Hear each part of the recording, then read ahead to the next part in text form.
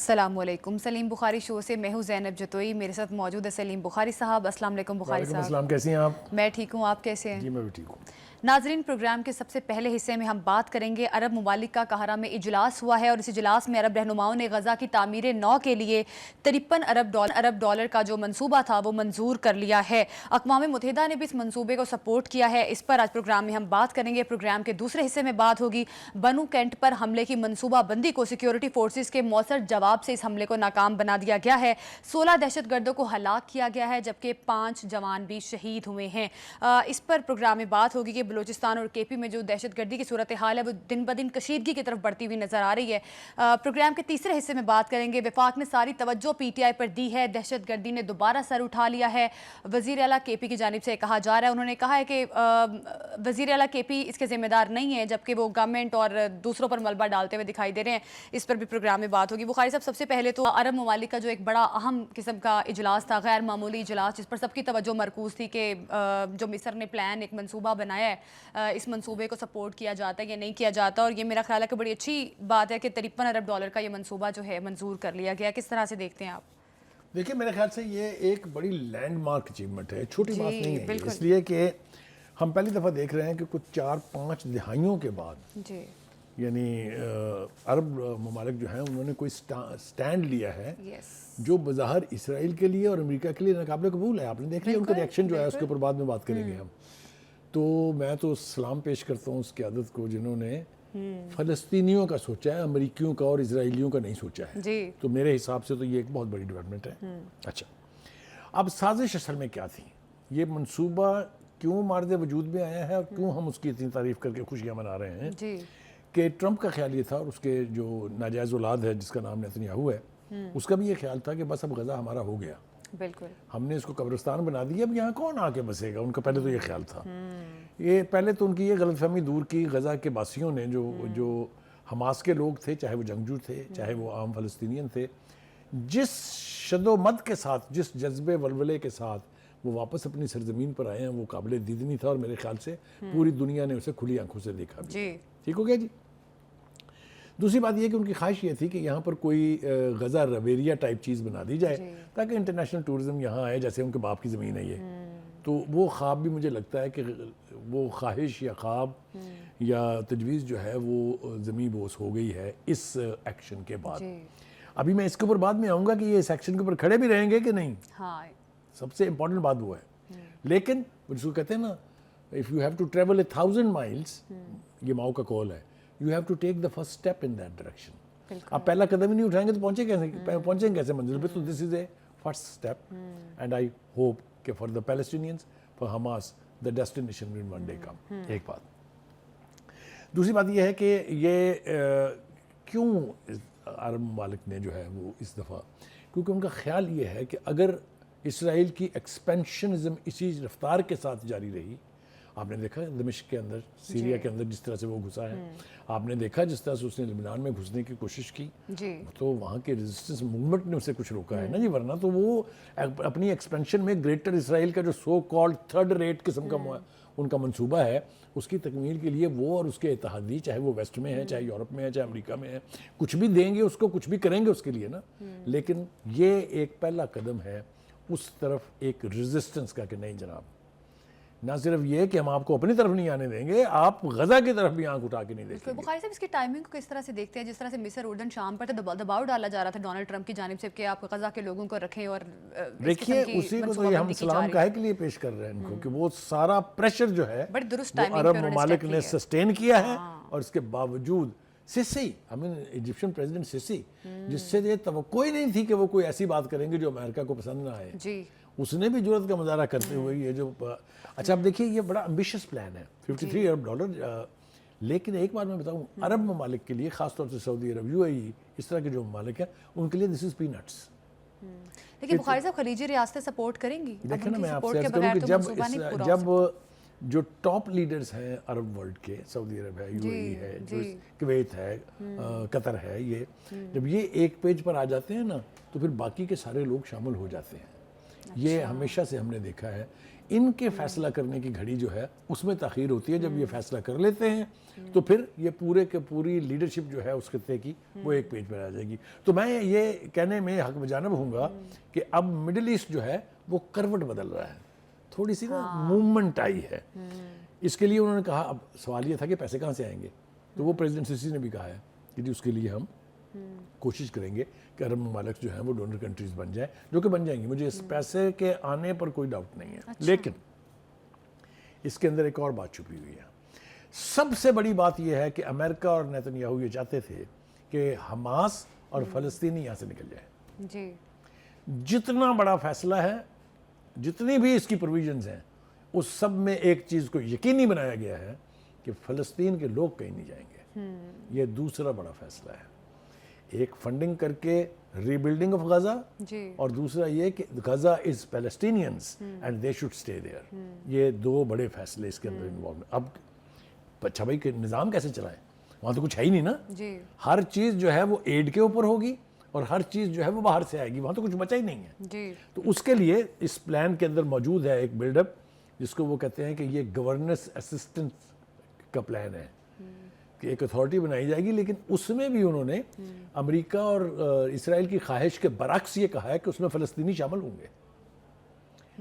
بعد میں دیکھا جائے گا کہ وہ فلسطینین اتھارٹی کو شفٹ کرنا ہے اقتدار وہاں کے نہیں, لیکن بنیادی طور پر جو باڈی بنے گی جو اس کو گورن کرے گی اس میں ایکسپرٹس بھی ہوں گے, اس میں گورنرز کے ایکسپرٹس بھی ہوں گے, اور وہ غزہ کا نظام چلائیں گے. یہ تیسری بات ہے. بالکل. بخاری صاحب, 53 ارب ڈالر کا یہ منصوبہ ہے, 5 سالہ منصوبہ, لاکھوں مکانات, تجارتی بندرگاہیں, ایئرپورٹ کی تعمیر شامل ہے, فلسطینی علاقوں میں انتخابات اور دو ریاستی حل کی بھی کوشش کی جائے گی. میں اس کی طرف ہی آ رہا تھا. اتنا بڑا منصوبہ, اور ڈونلڈ ٹرمپ جو کہ اے آئی ویڈیو بھی جنریٹ کر کے بیٹھ گئے ہیں, اپنے ایک پراپر منصوبہ بندی کر کے بیٹھ گئے ہیں. بخاری صاحب, ان کے لیے کتنا بڑا منہ توڑ جواب ڈونلڈ ٹرمپ کو دیا گیا اس منصوبے کے ذریعے. کہ پہلی دفعہ 7 دہائیوں کے بعد کسی نے غزہ میں ایئرپورٹ بنانے کی بات کی ہے. کوئی ایئرپورٹ نہیں تھا ان کا, آپ کو پتا, they were a landlocked country, that was a landlocked state.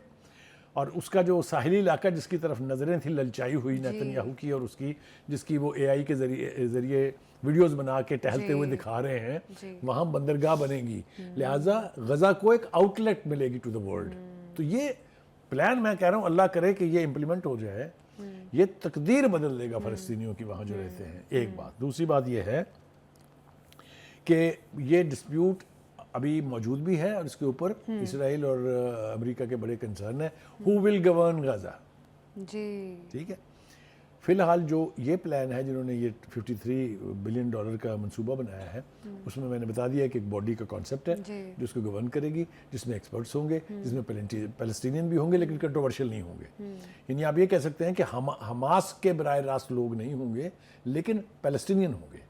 ٹھیک, مجھے بات سمجھ رہے ہیں آپ. تو ایک تو یہ بہت بڑی بات ہے. دوسری بات یہ ہے کہ جناب اسرائیل صاحب کو بہت تکلیف ہے, اس کے پیٹ میں مروڑ اٹھ رہے ہیں. اس نے کہا کہ جی جناب یہ تو ہمیں منظوری نہیں ہے, یہ کیا ہے جی, دیکھا نا ہم نے ان کی طرف سے ریاکشن ہی آیا ہے.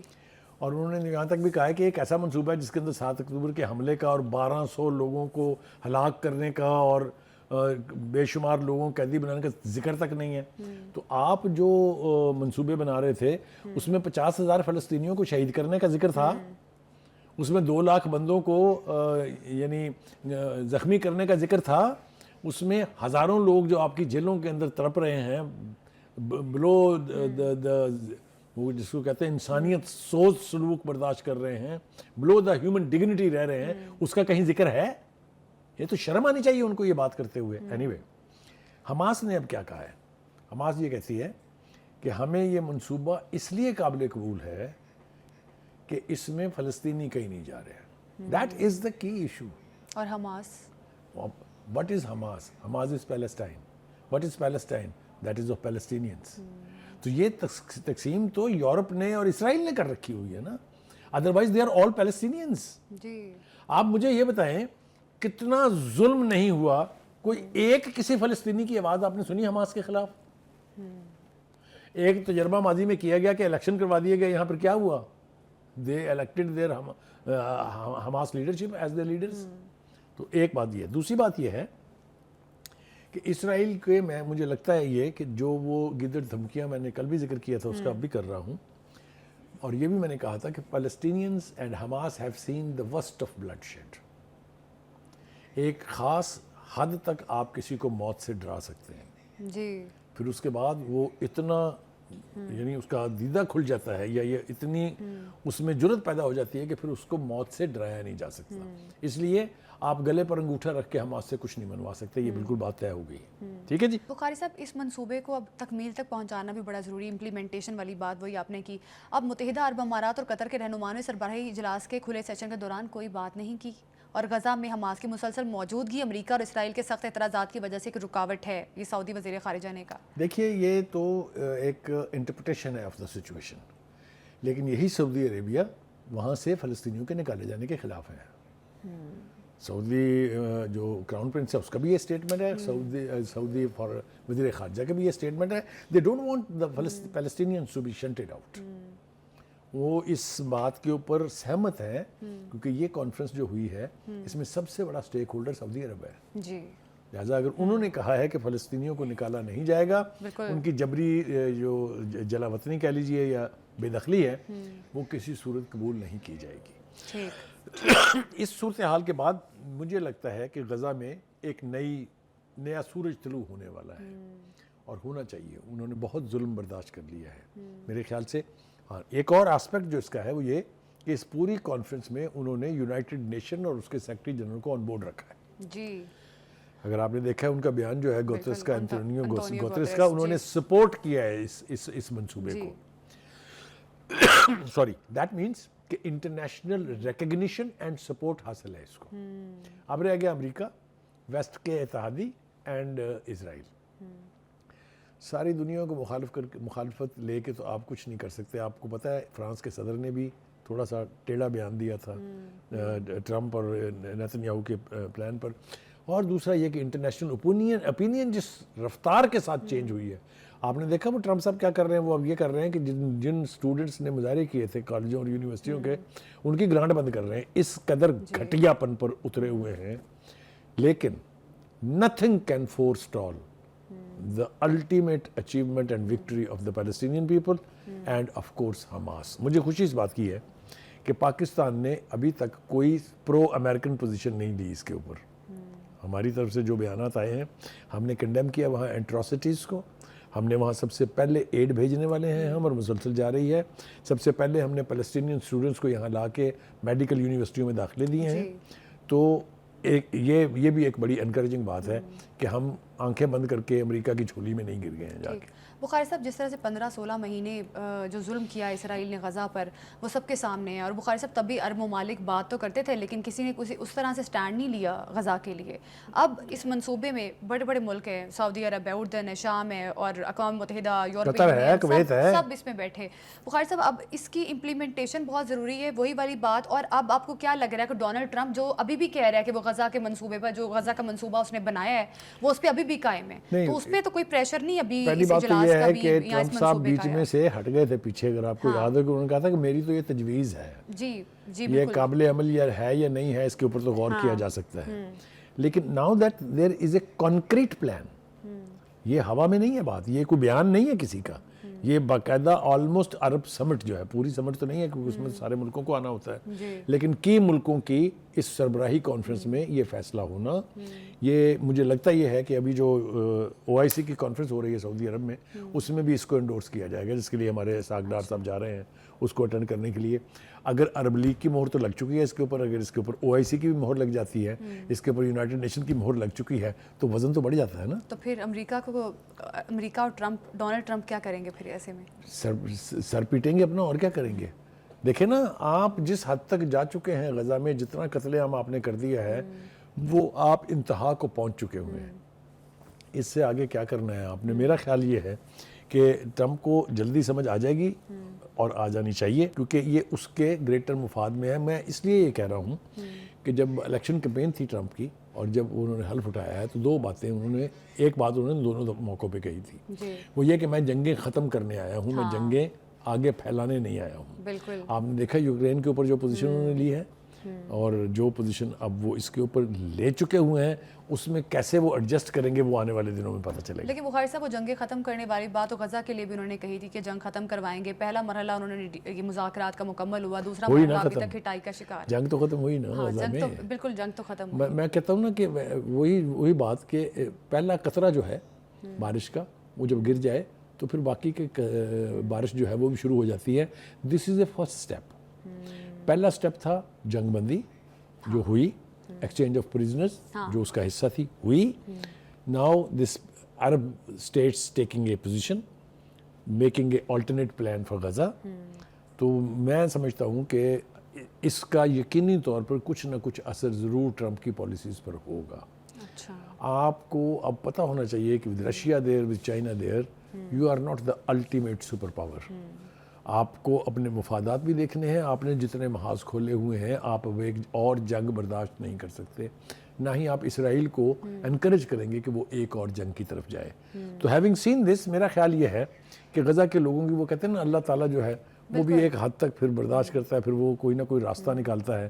لگتا یہ ہے کہ فلسطینیوں کے لیے شاید عربوں کی وساطت سے کوئی نہ کوئی راستہ نکلنے جا رہا ہے. بالکل یقینی طور پہ غزہ کے لوگوں کے لیے کوئی نہ کوئی راستہ نکلنے والا ہے. امریکہ اور اسرائیل کا جو منصوبہ تھا غزہ پر قبضہ کرنے کا وہ بری طرح سے ناکام ہوتا دکھائی دے رہا ہے. ناظرین, دہشت گردوں نے بنو کینٹ میں داخلے کی کوشش کی اور سیکیورٹی فورسز نے بر وقت کارروائی کرتے ہوئے اس کوشش کو ناکام بنا دیا ہے. بخاری صاحب, آپ تک آنے سے پہلے ایک بڑی اہم رپورٹ ہے. پاکستان میں گزشتہ ماہ دہشت گردی کے واقعات میں اضافہ ریکارڈ کیا گیا ہے. بلوچستان کی بات کی جائے تو بلوچستان میں 32 حملے ہوئے ہیں. رواں ماہ فروری میں ملک میں دہشت گردی کے واقعات میں اضافہ ریکارڈ کیا گیا. دستاویزات کے مطابق سال 2025 کے پہلے 2 مہینوں میں عسکریت پسندوں نے ملک بھر میں 153 حملے کیے. گزشتہ ماہ فروری میں ملک بھر میں دہشت گردی کے 79 واقعات ہوئے. دہشت گرد حملوں میں 55 شہری اور 47 سیکیورٹی اہلکار شہید ہوئے. حملوں کے دوران 81 سیکیورٹی اہلکار اور 45 شہری زخمی ہوئے. دستاویزات کے مطابق سیکیورٹی فورسز کی کارروائی میں 156 خوارج جہنم واصل ہوئے. سیکیورٹی فورسز نے 20 دہشت گردوں کو زخمی اور 66 کو گرفتار کیا. گرفتار دہشت گردوں میں سے 50 کا تعلق سابقہ فاٹا سے تھا. دہشت گردانہ کارروائیوں میں بلوچستان سب سے زیادہ متاثر صوبہ رہا. بلوچستان میں 32 حملے ریکارڈ کیے گئے جن میں مجموعی طور پر 56 افراد مارے گئے. قبائلی اضلاع میں دہشت گردوں نے 21 حملے کیے. کے پی کے دیگر اضلاع میں دہشت گردی کے 23 حملے ریکارڈ کیے گئے ہیں. بخاری صاحب, نہایت خطرناک صورتحال بنتی جا رہی ہے, خاص طور پہ بلوچستان اور خیبر پختونخوا. بالکل آپ نے ٹھیک کہا, اور میں یہ رپورٹ بڑی اتھینٹک رپورٹ ہے. یہ بالکل ہوا میں تشکیل نہیں دی ہے, نہ ہم نے گھڑی ہے. یہ اگر اس کو دیکھ کے کہیں تو اس کے اوپر بھی اگر حکومت چپ کر کے بیٹھ جائے اور کسی کو کچھ نہ کہے تو مجھے بتائیے بات کہاں تک پہنچے گی. انسرجنسی کو اگر آپ کنٹرول نہیں کرتے ہیں تو یہ ایک یعنی ایپیڈیمک کی طرح سے پھیلتی ہے. تو جنہوں نے یہ حملے کیے ہیں, جنہوں نے اس قسم کی دہشت گردی کی ہے, ان کا یوم حساب ضرور ہونا چاہیے, پکڑنا چاہیے ان کو, تاکہ یہ اپنا یہ عمل جاری نہ رکھ سکے. تو یہ بڑی آئی اوپنر قسم کی یہ رپورٹ ہے جو آپ نے پڑھ کے سنائی ہے. Any way, having said that, اب آ جائیے جناب, بنو میں جو کچھ ہوا ہے وہ آپ کے سامنے ہے. جس طریقے کی دہشت گردی ہوئی ہے, جس میں 16 دہشت گردوں کو ہلاک کیا گیا ہے, نوجوان جو ہیں وہ شہادت کا جام نوش کیا انہوں نے, اور سویلین کی بھی اس میں ہلاکت ہوئی ہے, یعنی شہادت ہوئی ہے, معاف کیجیے گا, اس لیے کہ جو دھماکہ کیا گیا اس سے ایڈجسنٹ مسجد کی چھت گر گئی, جس سے نمازی 3 جو ہیں وہ بھی شہید ہوئے ہیں. کیسے اجازت دی جا سکتی ہے اس قسم کی کارروائیوں کی؟ یہ کون سا احتجاج ہے مجھے بتائیے؟ یہ کون سی مسلمانیت ہے؟ کس اسلام میں یہ مسلمانوں کا قتل جو ہے اس کی اجازت ہے مسلمانوں ہی کو؟ تو ایک تو یہ کنٹراڈکشن. لیکن جو بڑی ڈیولپمنٹ ہے وہ یہ ہے کہ پریزیڈنٹ ٹرمپ جو اپنا خطاب کر رہے تھے, جو اینول ایڈریس ہوتا ہے, بہت امپورٹنٹ ہوتا ہے یہ. ایک تو یہ کہ انہوں نے 1993 کے بعد جو کلنٹن تھے, پریزیڈنٹ کلنٹن, انہوں نے 1 گھنٹہ 5 منٹ تقریر کی تھی. انہوں نے 1 گھنٹہ 39 منٹ اور 31 سیکنڈ کی تقریر جھاڑ دی ہے, اور اس میں پاکستان کا تذکرہ موجود ہے, جو سب سے وانٹڈ دہشت گرد پکڑا گیا ہے, جس نے کابل ایئرپورٹ کے اوپر وہاں سے انخلاء کے وقت امریکی فوجیوں کو یعنی ہلاک کیا تھا. 13 کے قریب ان کے جو سروس مین ہیں وہ, اور ایک بڑی تعداد میں سویلینز, اور وہ اس میں ہلاک ہوئے تھے. ٹرمپ صاحب نے اپنی تقریر میں تعریف کی ہے پاکستان کی اور پاکستان کی سیکیورٹی ایجنسیز کی, کہ CIA نے ایک خبر, ایک یعنی انٹیلیجنس بیسڈ انفارمیشن ملی اس کو, وہ پاکستان کو ہینڈ اوور کی گئی. پاکستان کی ایجنسیوں نے ایک اسپیشل آپریشن کے ذریعے اس بندے کو پکڑا ہے، شریف اللہ جس کا نام ہے، اور جس کا عرف بھی ہے کوئی میرے خیال سے جعفر کے نام سے. تو اس وہاں بہت، یعنی یہ اتنا بڑا واقعہ ہے جسے ٹرمپ کو اپنی سپیچ میں، اینول سپیچ میں جس کا ذکر کرنا پڑا، اور اس نے پاکستان حکومت کی بھی بہت تعریف کی ہے، تھینکس کیا ہے باقاعدہ. سر اس کے ساتھ ایک اور کام بھی ہو گیا. وہ جو امیدیں تھیں کہ پریزیڈنٹ ٹرمپ صاحب الیکٹ ہونے کے بعد، اس کے بعد حلف لینے کے بعد بانی پی ٹی آئی کو چھڑوانے پاکستان تشریف لائیں گے اور حکومت کی ایسی تیسی کریں گے، وہاں سے تو حکومت کے لیے داد کے ڈوگرے جو ہیں وہ برسائے جا رہے ہیں. تو کافی لوگوں کو اس کے اوپر بھی مایوسی ہوئی ہوگی کہ جو پیغام آنا تھا وہ تو نہیں آیا، اور آئی بھی ہے تو شاباش آئی ہے پاکستان حکومت کے لیے. ہیونگ سیڈ دیٹ، دیکھیے یہ اب کرنا پڑے گا کہ ایسے عناصر جو پاکستان میں لا اینڈ آرڈر کی سچویشن کو تباہ کر رہے ہیں، جو دہشت گردی کے واقعات میں ملوث ہیں، پاکستان کے پاس بے پناہ ایسے انڈینائیبل شواہد موجود ہیں کہ کابل کی حکومت جو ہے وہ ان کی مدد کر رہی ہے، کابل کی حکومت ان کی سہولت کاری کر رہی ہے، ان کے پاس جدید اسلحہ ہے، ان کے پاس ٹریننگ کی فیسلٹیز ہیں، ان کے پاس بے پناہ فارن کرنسی ہے. تو اس کے لیے پاکستان خبردار کر چکا ہے، کئی مرتبہ خبردار کر چکا ہے کابل گورنمنٹ کو. ہم نہ کابل گورنمنٹ کے ساتھ اپنے تعلقات کا بگاڑ نہ چاہتے ہیں نہ افورڈ کر سکتے ہیں، لیکن اگر اسی سیریز سے اس طرح کی کاروائیاں ہوتی رہیں گی تو ہمیں بتائیں کیا ہوگا. بخاری صاحب دن بدن واقعات بڑھتے جا رہے ہیں. بنو والا واقعہ یہ تو ہم نے چند دنوں کے لیے بارڈر بند کیا تو چیخیں نکلی ہی نا. آپ نے دیکھا کیا ہوا ترکھم بارڈر کے اوپر. کہنے کا مطلب یہ ہے کہ ہم اس کی اجازت نہیں دے سکتے کہ free for all who border, جب ان کا دل چاہے وہ آئیں اور حملہ کریں. ابھی بھی جو ترکھم میں جو ہوا ہے بارڈر کے اوپر، یعنی جہاں پر وہ انٹری پوائنٹ ہے، وہاں جو چوکی پر حملہ ہوا ہے، this can not be allowed. آپ دیکھیں نا، ایک ایسا راستہ جو آپ کی لائف لائن ہے، آپ اس کے اوپر ہی اگر آگے پاکستان کے فوجیوں کے اوپر حملہ کریں گے تو جواب تو آئے گا. تو ایک تو یہ صورتحال جو ہے ناقابل برداشت ہے، نہیں ہونی چاہیے تھی، یہاں تک اس نہج تک نہیں پہنچنی چاہیے تھی. بخاری صاحب اس وقت سب سے زیادہ صورتحال جو کشیدہ ہے وہ کے پی کی اور بلوچستان کی ہے. ان دو صوبوں میں دہشت گردی کے واقعات دن بدن بڑھتے جا رہے ہیں، اور ایسے میں یہ جو ابھی واقعہ بنو کینٹ میں ہوا ہے، یہ تو اس کی پوری پلاننگ جو ہے افغانستان میں کی گئی ہے. تو بخاری صاحب افغان گورنمنٹ جو ہے ایسے کس طرح سے پاکستان کو ان کے ساتھ ڈیل کرنا چاہیے؟ پاکستان کوشش تو کر رہا ہے، لیکن اس قسم کے جو حملے ہو رہے ہیں، ایون خزدار کی تحصیل نال میں بھی دھماکہ ہوا ہے. دیکھیے میرے خیال سے میں کے پی کی گورنمنٹ کے ساتھ اس حد تک ہوں کہ جب تک آپ ادھر کی لیڈرشپ کو انگیج نہیں کریں گے، جب تک آپ ان سے بات چیت نہیں کریں گے، اس مسئلے کا حل نہیں نکلے گا. اسی طریقے سے حملے ہوتے رہیں گے، اسی طریقے سے آپ ان کے لوگ مارتے رہیں گے، اور یہ جو گریوانس ہے، یہ جو تصادم ہے، یہ اور بڑھتا رہے گا. جو جرگہ بھیجنے کی بات وہ کر رہے ہیں، ان کو چاہیے یہ تھا کہ وہ سینٹر کے ساتھ بیٹھ کے مل کے ایک پلان بناتے، ایک جرگہ تشکیل دیا جاتا جو پاکستان کے وفد، نمائندہ وفد کے طور پہ وہاں جاتا. آپ آئسولیشن میں پروونشل لیول پر انٹرنیشنل مسائل حل نہیں کر سکتے، ایک بات. دوسری بات یہ ہے کہ آپ نے نوٹ نہیں کیا، ٹرمپ نے بائیڈن کی تھوڑی سی تفریح لی ہے کہ جی آپ اس جلدی میں وہاں سے کیوں نکلے ہیں. کتنا بڑا تصاد ہے. ایک طرف آپ کہتے ہیں میں جنگیں بند کرانے آیا ہوں، دوسری طرف جس نے جنگ بند کر کے امریکی فوجیوں کو یہاں سے نکالا تھا اس کی آپ مذمت کر رہے ہیں.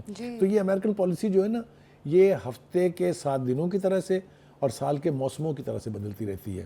جو ایڈمنسٹریشن کی پالیسی ہے وہی ہر پریزیڈنٹ کی پالیسی ہے. Ultimately Trump will also fall in that line. آپ فکر نہ کریں، کیونکہ صدور بدل جاتے ہیں، چہرے بدل جاتے ہیں، لیکن جو امریکی انتظامیہ ہے، جس کو میں انٹرنیشنل اشرافیہ کا نام بھی دیتا ہوں، ان کی پالیسیز جو ہیں وہ کبھی نہیں بدلتی ہیں. دوسری بات یہ ہے کہ ہمارے وزیر اعظم صاحب نے بھی چونکہ خوش ہیں بہت کہ ان کی تعریف کی گئی ہے، تو انہوں نے اس عزم کا اظہار کیا ہے کہ امن و استحکام کے لیے امریکہ کے ساتھ شراکت کاری جاری رکھی جائے گی. بڑی قیمت دی ہے ہم نے ان کے ساتھ شراکت کاری کی. بوڈا بیر سے شروع ہو جائے 1962 میں جب U-2 جہاز اڑا تھا اور روس نے پاکستان کے اوپر ریڈ سرکل میں نشان لگا دیا تھا. پھر بٹریل کی ایک لمبی چوڑی لسٹ ہے. یہ شراکت کاری جو ہے نا، اس نے ہمارا بھلا کوئی نہیں کیا، کی اس نے ہماری تباہی ہے. چھٹا بیڑی بیڑا نہ آ کے دیا، ایسٹ پاکستان لیگ ہو گیا. میں یہاں تفصیل بیان کرنے بیٹھوں گا تو آپ کے پروگرام کا سارا وقت ختم ہو جائے گا. اس لیے اس شراکت داری کو اسی حد تک رکھیں کہ پاکستان کا اپنا مفاد جو ہے وہ کسی صورت بھی سٹیک پر نہ جائے. وقار صاحب، وزیر اعظم صاحب نے یہ بھی کہا کہ ہم دہشت گردی کی تمام شکلوں سے نمٹنے کے لیے پرعزم ہیں. ہمارے 80,000 سے زائد جو ظاہر ہے وہ میں نے پہلے کل بھی ذکر کیا تھا ہم نے کہ جو آپریشنز ہوئے تھے ملٹری آپریشنز چاہے وہ ضرب العضب تھا چاہے وہ رد الفساد تھا چاہے وہ راہ نجات تھا اور اب یہ جو آپریشن استحکام پاکستان ہے اس میں بھی قربانیوں کے بغیر تو کچھ نہیں ہوتا. آپ دیکھیں نا اس میں جو قوم کے بچے شہید ہو رہے ہیں ہم بڑی آسانی سے بیٹھ کے ان پر تنقید کر لیتے ہیں یہاں, لیکن مجھے کوئی ایک سیاسی لیڈر بتائیے یا اس کے بچے جو جا کے کہیں کہ ہم بارڈر کے اوپر جا کے چھاتی تان کے گولیاں کھانے کے لیے تیار ہیں. یہ ہمارے فوجی بالکل پاکستان نے خطے سے دہشت گردی کو دور کرنے کے لیے بہت ساری قربانیاں دی ہیں. وزیر اعلیٰ کے پی علی امین گنڈا پور نے کہا ہے کہ دہشت گردی نے ایک بار پھر سر اٹھا لیا ہے اور یہ دہشت گردی صرف کے پی تک نہیں بلکہ پورے ملک میں پھیلے گی. بخاری صاحب, علی امین گنڈا پور صاحب بھی اب کافی زیادہ اپنے صوبے کی صورتحال کو دیکھ کے پریشان ہیں. انہوں نے یہ بھی کہا ہے کہ وفاق نے ساری توجہ پی ٹی آئی پر کی ہوئی ہے, دہشت گردی نے اسی وجہ سے دوبارہ سر اٹھایا. دیکھیے گزارش یہ ہے کہ کے پی کے میں دہشت گردی اس نہج کو کیوں پہنچی ہے, اس کی اگر آپ واپس مڑ کے دیکھیں تو ایک لمبی تاریخ ہے اس کی, بہت سارے لوگ اس کے ذمہ دار ہیں. میں یہ سوال گنڈا پور صاحب سے ہی پوچھنا چاہتا ہوں کہ یہ بتائیے کہ اس دہشت گردی کے پھیلاؤ کا ذمہ دار کون ہے, کس نے لا کے اس صوبے میں ان جنگجوؤں کو بسایا تھا جو آج پاکستان کی اتھارٹی کو, پاکستان کی یعنی سالمیت کو چیلنج کر رہے ہیں. ایک بات. دوسری بات یہ ہے کہ آپ نے یہ بھی ذکر کیا ہے کہ ہم ان کو چھوڑیں گے نہیں, ان کو پکڑ لیں گے. کرم کے لوگ تو نہیں پکڑے گئے ابھی تک, آپ سے 4 مہینے ہونے والے ہیں. وہاں جس قسم کی خونریزی ہوئی ہے, جس قسم کی لوٹ مار ہوئی ہے, وہ آپ کے سامنے ہے. ان کا کہنے کا مقصد یہ ہے نا کہ افغانستان سے لوگ آ رہے ہیں, ہم جرگے بنائیں گے اور اس طرح سے. اب آپ دیکھیں نا جن کے ساتھ آپ صلح کرنے چلے ہیں وہ آپ کو بلیڈ کرا رہے ہیں. تو مجھے یہ بات کبھی, یہ ڈویلٹی میری سمجھ میں بالکل کبھی نہیں آئی ہے. انفارچونیٹ بات ہے, نہیں ہونی چاہیے, لیکن fundamentally it is the responsibility of chief minister کہ وہ لا اینڈ آرڈر کی سچویشن کو وہاں قابو کریں. یہ جیلوں کے ٹوٹنے کا, جیلوں پہ حملے ہونے کا واقعہ پہلا نہیں ہے. اگر آپ کو میں یاد دلاؤں, ڈی آئی خان کی جیل کے اوپر اٹیک ہو چکا, بنو جیل کے اوپر اٹیک ہو چکا اس سے پہلے. وہ واقعات کچھ بھی ہوں, بیک گراؤنڈ اس کی کچھ بھی ہو, لیکن یہ سب کچھ کے پی کے میں ہوا. کنہوں نے کیا؟ کبھی ہم اس کا الزام افغان ریفیوجیز پر ڈال دیتے ہیں, کبھی ہم ان کا الزام ان پر جس کا میں نے پہلے ذکر کیا ان پر ڈال دیتے ہیں. لیکن یہ اس صوبے کی حکومت جو ہے لارجلی ذمہ دار ہوتی ہے. اور یہ میں اس لیے بھی کہہ رہا ہوں کہ کے پی کے میں پچھلے 12 سال سے پی ٹی آئی کی حکومت ہے, تو 12 سال میں اس کا تدارک ہو جانا چاہیے تھا نا. اگر فوکس اس پر ہوتا, فوکس اس پر تھا نہیں. فوکس تھا جلسے جلوسوں پہ, دھرنے پہ, لانگ مارچ پہ اینڈ سٹ انس پر. بخاری صاحب, علی امین گنڈا پور صاحب یہ بھی کہہ رہے ہیں کہ ہمیں پیسے نہیں دیے جا رہے ہمارے صوبے کو, اور وفاق کی ساری توجہ جو ہے سیاسی مقدمات بنانے پر. اگر آپ کو پہلے دیے گئے پیسے جو لا اینڈ آرڈر کے لیے دیے گئے تھے, اگر آپ نے وہ جلوسوں پہ خرچ کرنے ہیں, اگر آپ نے سرکاری وسائل اور سرکاری ملازمین کو, سرکاری مشینری کو لے کے آپ نے دارالخلافے کے اوپر ملک کے حملہ پر ہونا ہے, تو پھر آپ کو پیسے کیوں دیے جائیں؟ پہلے اس کو تو حساب دے, مانگا ہے نا حساب. نیشنل اسمبلی کے فلور پہ کہا گیا نا کہ وہ جو پیسے آپ کو دیے گئے تھے لا اینڈ آرڈر کے لیے, وہ کہاں خرچ ہوئے ہیں, ذرا اس کا آڈٹ تو کرا دیں ہمیں.